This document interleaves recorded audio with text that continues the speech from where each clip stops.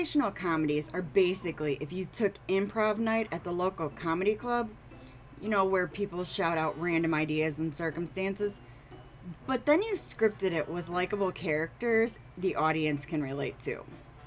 They've been a staple of television ever since it became a thing to own a TV set, and many different sitcoms have existed over the decades. Before we begin, please like, share, and subscribe to our channel. Every new sub helps us achieve our goal and keeps us motivated to create new content. With that being said, I'm your host, Jamie, and here are 10 hilarious classic sitcoms. Number 1, The Golden Girls. The Golden Girls is a progressive feminist sitcom powerhouse that still holds up today. It was a middle finger to Reagan-era sexist and homophobic politics, and I feel it's even more progressive and pushed the envelope, at least topically, more so than Sex and the City, which premiered on HBO 7 years after The Golden Girls ended. And The Golden Girls was a primetime sitcom. Luckily, the show's creator, Susan Harris, already wrote for Norman Lear's groundbreaking 70s sitcom, All in the Family, and produced hit sitcom soap for ABC. The Golden Girls followed Dorothy, her 80-year-old mother, Sophia, as well as her friends, the promiscuous Blanche, and the ditz with the heart of gold, Rose. All women are in their golden years and recently single, whether widowed or by divorce, and have notable careers. The cast also consisted of seasoned performers. B. Arthur, who played Dorothy, was on Broadway as well as another hit sitcom, Maude, as the lead from Norman Lear. Betty White, who played Rose, starred on James L. Brooks' groundbreaking feminist hit sitcom, The Mary Tyler Moore Show. Rue McClanahan, who played Blanche, was also on Maude and was also on Broadway. While Estelle Getty is actually the same age as her co-stars, she was made up to appear older in order to play Dorothy's mother. Getty is a scene stealer who also happens to come from Broadway. The Golden Girls is a genuinely funny show with a lot of heart and has absolutely wonderful performances from its leads, who have sublime small screen chemistry. The Golden Girls is also on the Writers Guild of America's 101 Best Written TV Shows of All Time, landing at number 69. According to Terry Tang of the Associated Press, it's also one of the best sitcoms that aged well. I can actually contest to this because I watched this series straight through for the first time within the last few years. So go, watch it, like now, on Disney+, Philo, Fubo, Sling, Fandango, and Prime. Number 2, Three's Company. The 70s sitcom I'm admittedly the least familiar with is ABC's hit TV series, Three's Company. It's the only show on this list I haven't seen every episode of, but hey, nobody's perfect. The show ran from spring of 1977 to the summer of 1984 with 8 seasons and was based on a British sitcom called Man About House that ran from 1972 until 1976.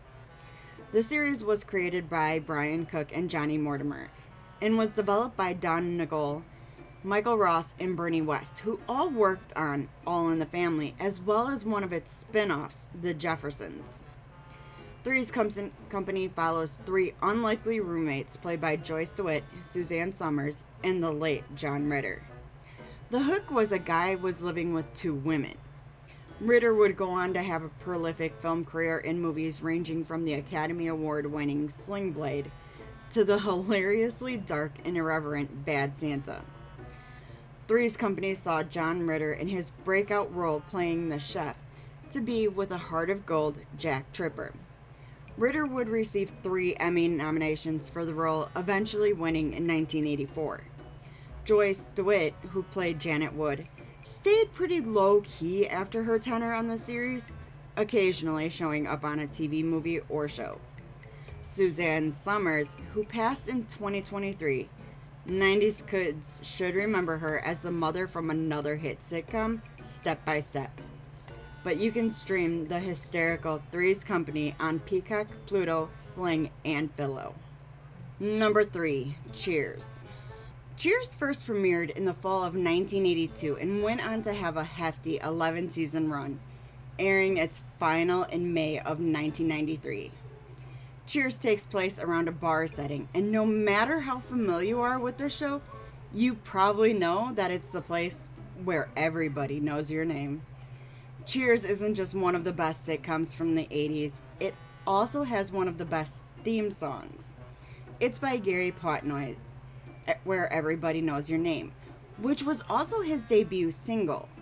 Cheers, like so many shows on this list, also landed on the Writers Guild of America's best written TV shows of all time, landing in the top 10 at number 8.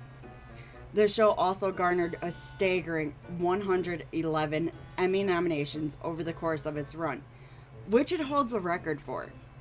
It's no surprise since two of its creators, Glenn and Les Charles, also created another iconic sitcom, Taxi. The third creator, Jim Burrows, who is a prolific director, also created a classic sitcom, The Bob Newhart Show. Cheers stars an ensemble of robust talent, including Ted Danson and Shelley Long, as the will they, won't they, Sam and Diane. Then there's John Ratzenberger, who's done more prominent voice work for Pixar than any other actor, and George Wendt, who portrays Barfly, Cliff Clavin, and Norm Peterson. Rhea Perlman would also play the sassy server Carla Tortelli. Nicholas Colasanto played the hilarious bartender, Coach, who unfortunately passed on early on in the series. He was replaced by Woody Harrelson as the lovable idiot Woody. Kelsey Grammer would join the series in season 3 as the iconic therapist Dr. Fraser Crane, eventually becoming a regular and getting one of his own prize hit spin-offs, Frasier. Shelley Long would leave the show after season 5, and Kirstie Alley would join, playing the hapless Rebecca Howe. One of the many things I love about Cheers is that its ensemble and its replacement characters weren't just knockoff characters.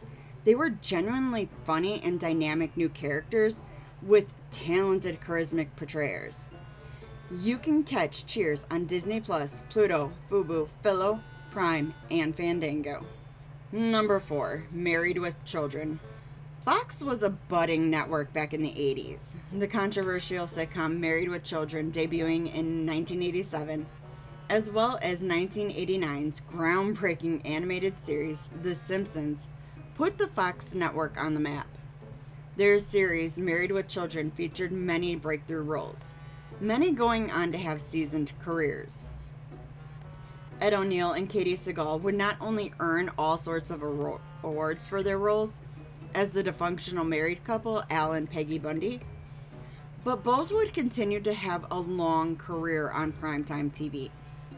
While O'Neill would star in the short-lived reboot of Dragnet, he had another career resurgence with his role as Jay Pritchett on the hilarious modern sitcom Modern Family, which would earn him several Emmy nominations. Katie Sagal would voice Leia in Fox's hit sci-fi animated series Futurama, alongside John Ritter and Kaylee Cuoco in 8 Simple Rules, and even test her dramatic chops as Gemma Teller on FX's motorcycle melodrama Sons of Anarchy. Married with Children ran for 11 seasons and was actually what was known as a mid-season replacement.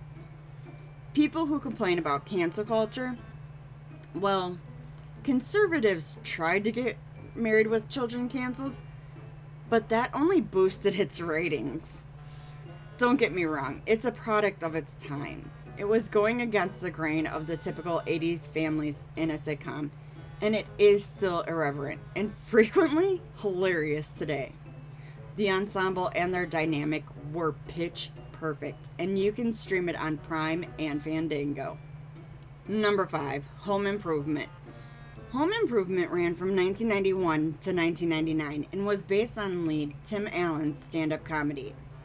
Allen started his stand-up career in his home state of Colorado in 1975, where he'd also perform on local cable comedy shows.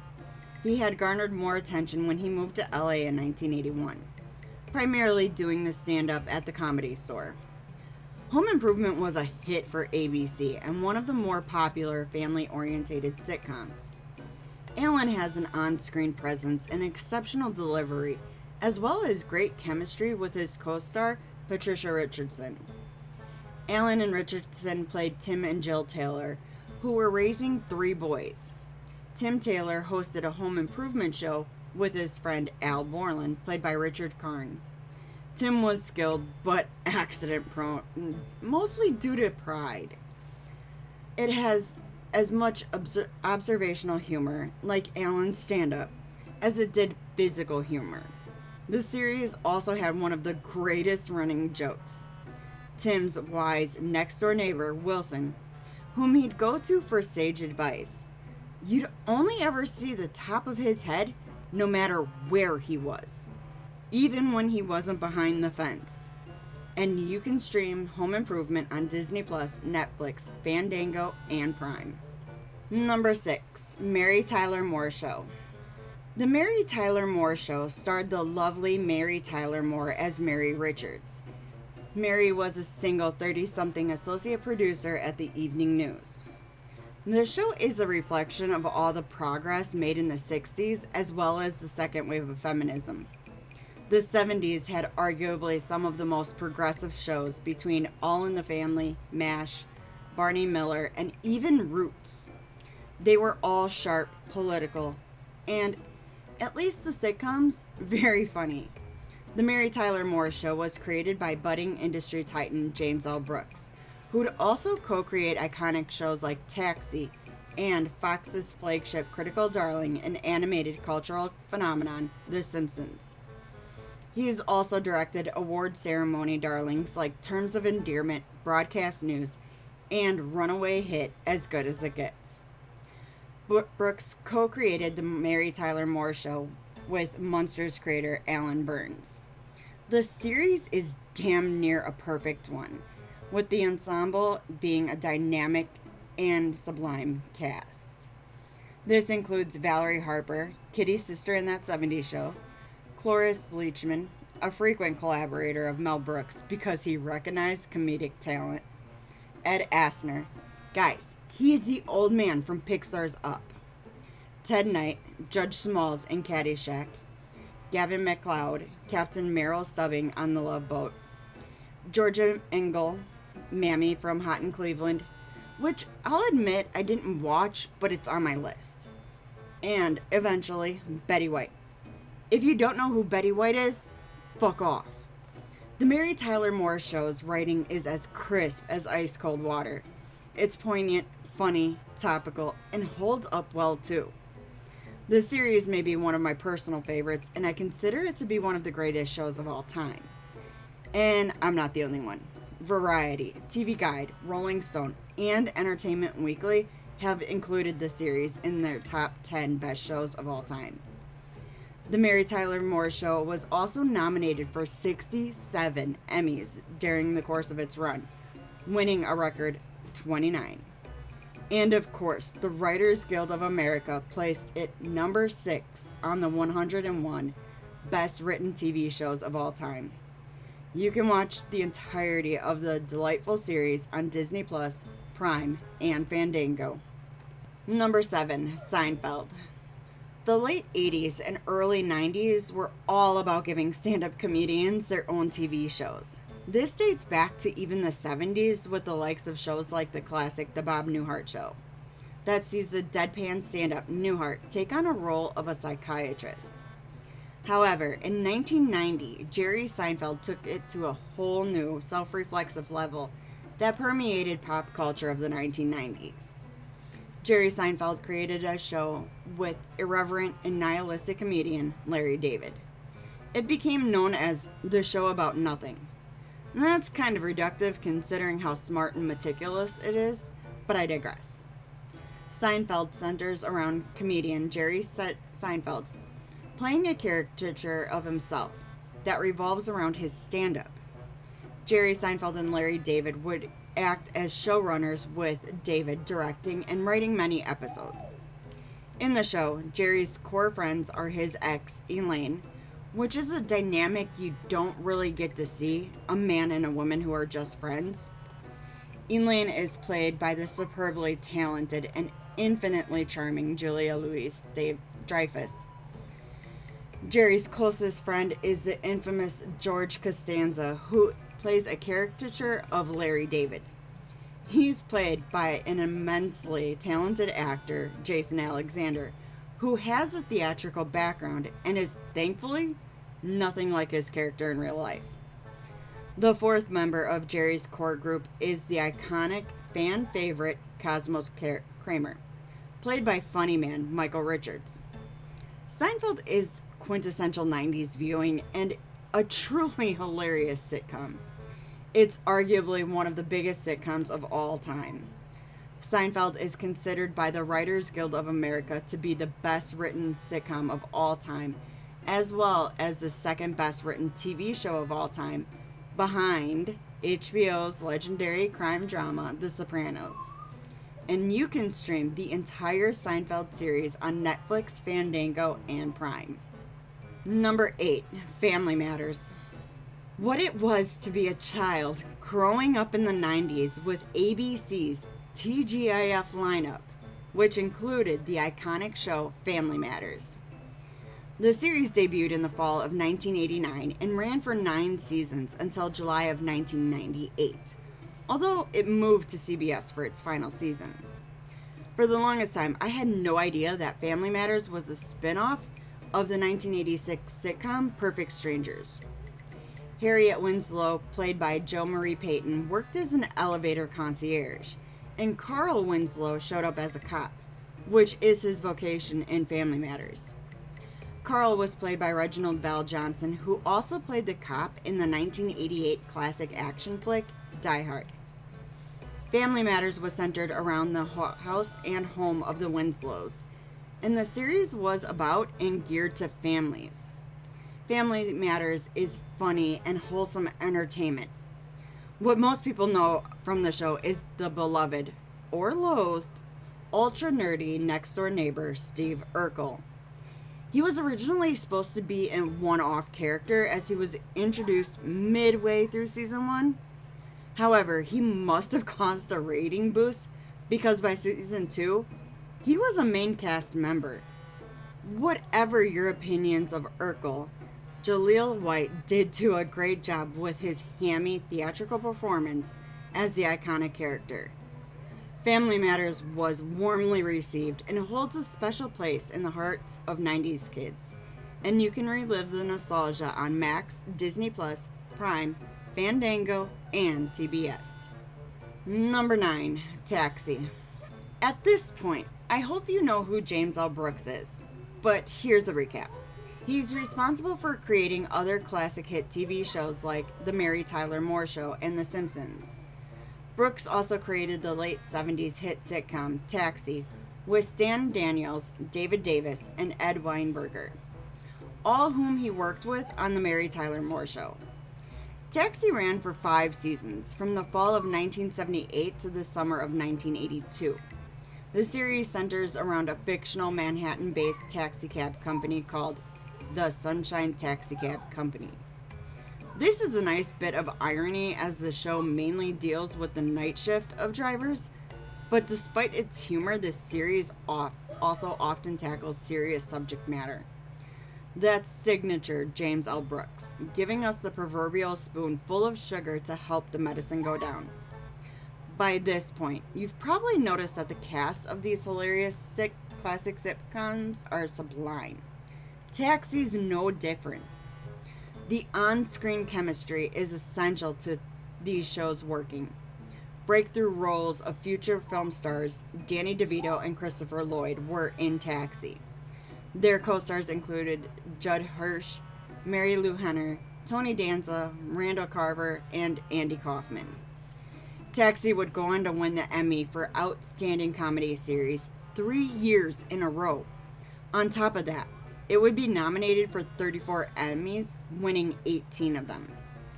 While I didn't grow up watching Taxi, even in syndication, I did catch episodes on occasion since it was one of my father's favorite shows. I did binge watch it in 2010s, and it holds up. Taxi also landed on the Writers Guild of America's 101 Best Written TV Shows at number 19 and comes highly recommended by us. You can catch Taxi on Pluto and Prime. Number 10, All in the Family. If anything characterized the sitcoms of the 70s, it was pushing the envelope. The political tumult of the 60s left audiences desiring something that reflected the times. That's where All in the Family came in. The series ran from January 1971 until April of 1979, basically encapsulating the entire decade's ups and downs. All in the Family was developed by Norman Lear from a British sitcom, Till Death Do Us Part by Johnny Spite, that ran from 1965 through 1975. While Lear had worked on shows before, this was his first huge success that made him the mogul he would be.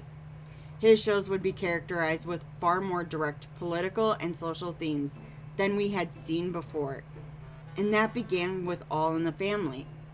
The show revolves around a working class white family, each who reflect a different demographic.